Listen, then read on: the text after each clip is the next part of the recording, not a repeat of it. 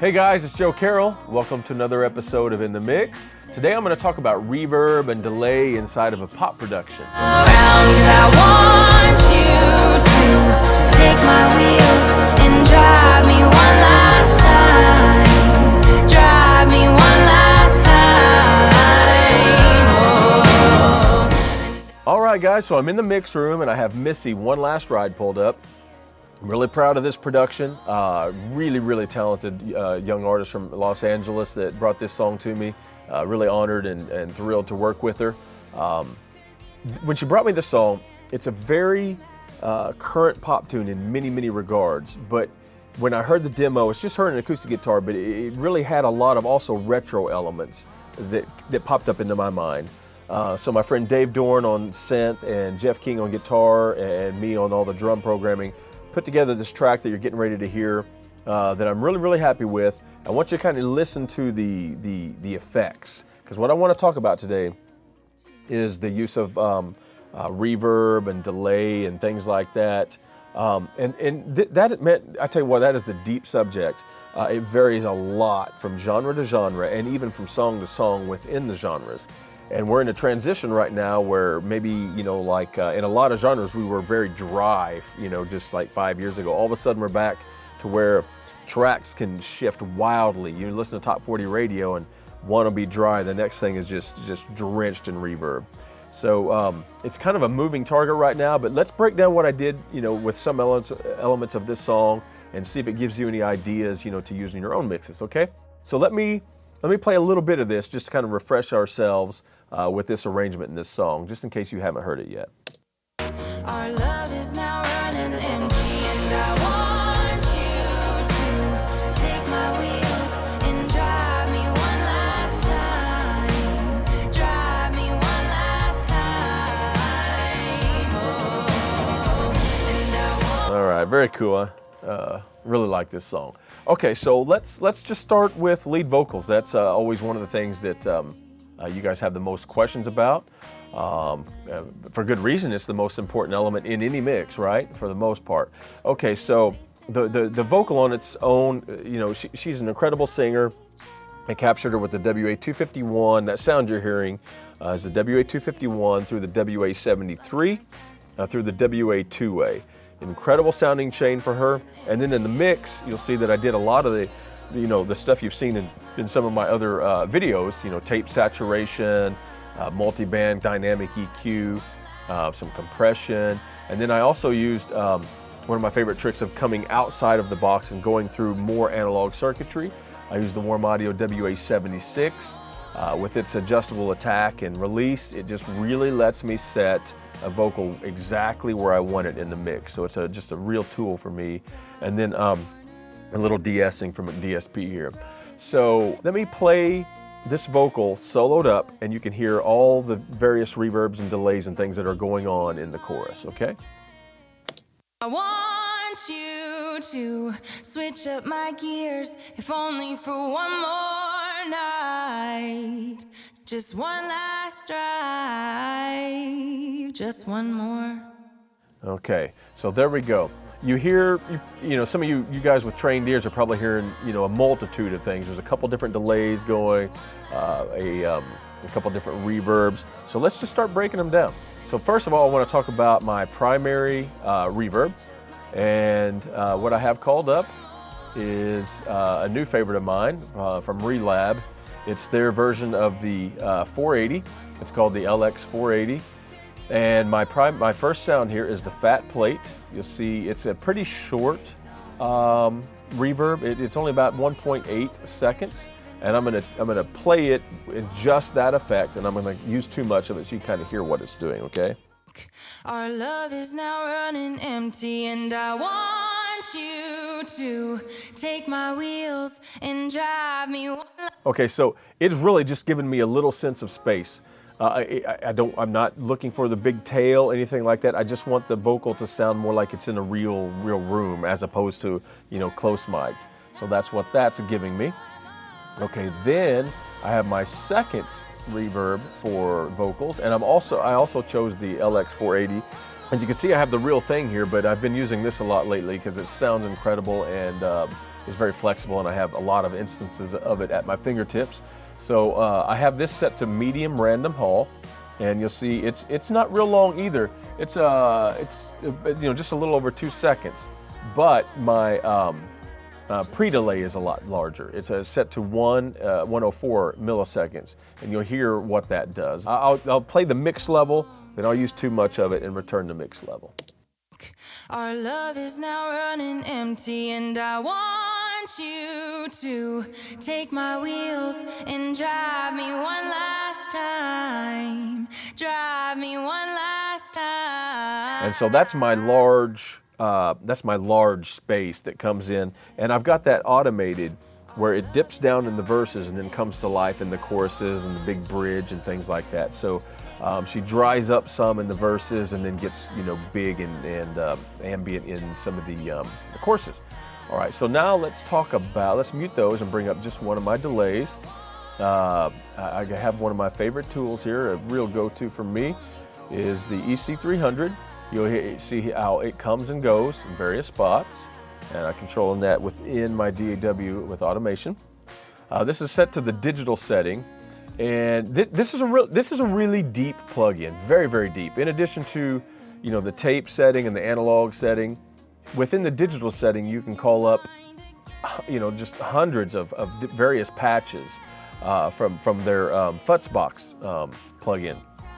And this, I've got a flip phone simulation, and so it's just really out of the box, but very, very, very cool. Ready? Drive me one last time. Oh. Okay, that's pretty cool, isn't it? I'm going to use a little bit too much of it here, and so I know there's some people out there saying, well, you already used too much. Taste, man, it's all and we all have different tastes. Okay, so anyway, let me show you. Drive me one last time. Oh. And All right, so that's the sound of that. So that guy's coming and going just at key moments to make an impact, and it's just audible. You hear it, but it's not dominating the mix when that guy comes in. And then I have this other one, and this is also the digital setting within the EC300, and this one is set to a Blue Megaphone 2 setting. Here he is on just one word. arms, baby. Ooh. All right, so I'm going to use too much of it and hold it there so you can really hear it. Arms, baby. Ooh. And tonight. Okay, so that's the megaphone setting. Little elements, within a lot of different genres of music, but especially pop music, those kind of things really, really are fun, and listeners really expect that stuff. They want those ear candy moments sometimes. Okay, let's talk about this vocal group that I have down here. Okay, so MISY is an incredible singer, does her own harmonies, and we built this kind of wall of sound pad thing in the background. And all three parts are her, and I'm going to mute the reverb that I have going on. Okay.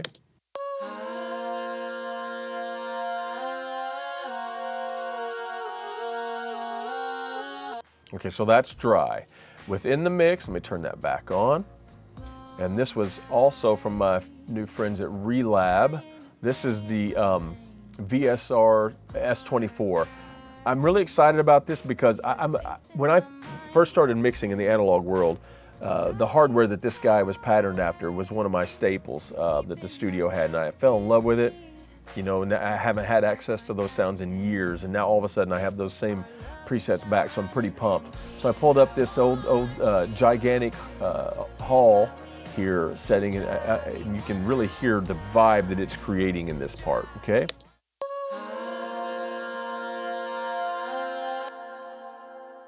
Listen to that. One more time.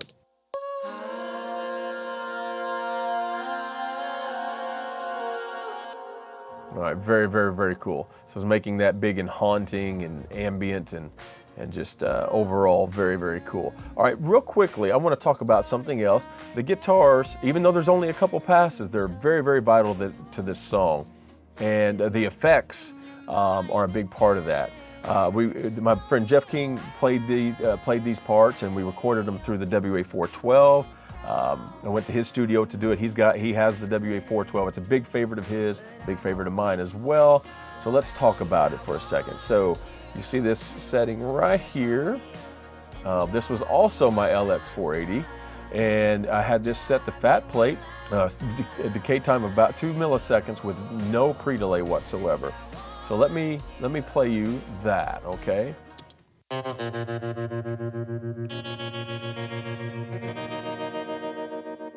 Okay, so I used too much of it just so you can really hear it. So I'm going to mute it and put it on at mix level, okay?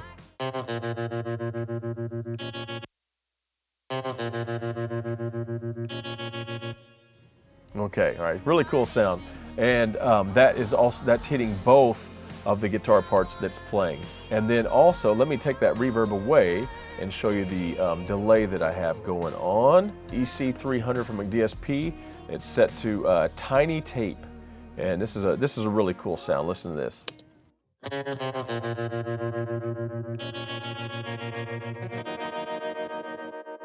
Cool.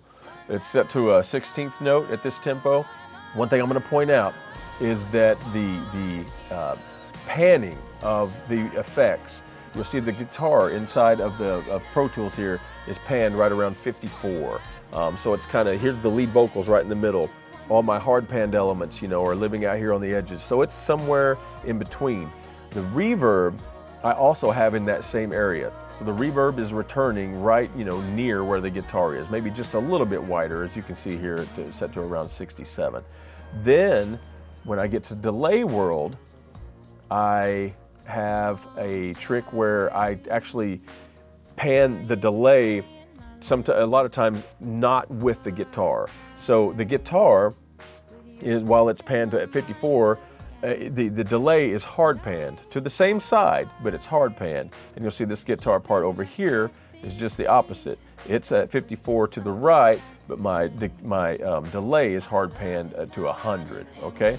So it's just a lot of fun. You know, on songs like this, there's just a massive amount of room for trial and error, and you know, because of where we're at right now, you can get by with some pretty fun experimental things in the pop world. So I just recommend a lot of experimentation. Listen to what other guys are doing, try to recreate it, and then find your own ways to implement it into your own work. Have a good time, guys.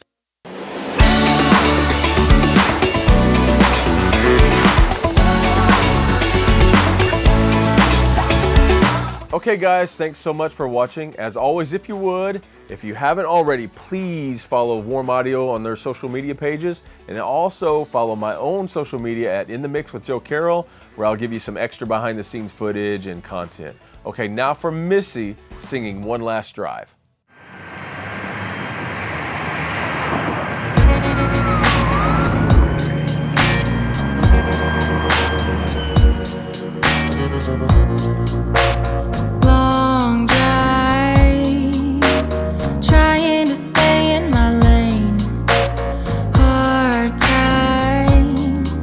Your face in my mind again, and I've tried keeping myself busy, but just like my gas tank, our love is now running empty, and I want you to take my wheels and drive me one last time, drive me one last time, oh.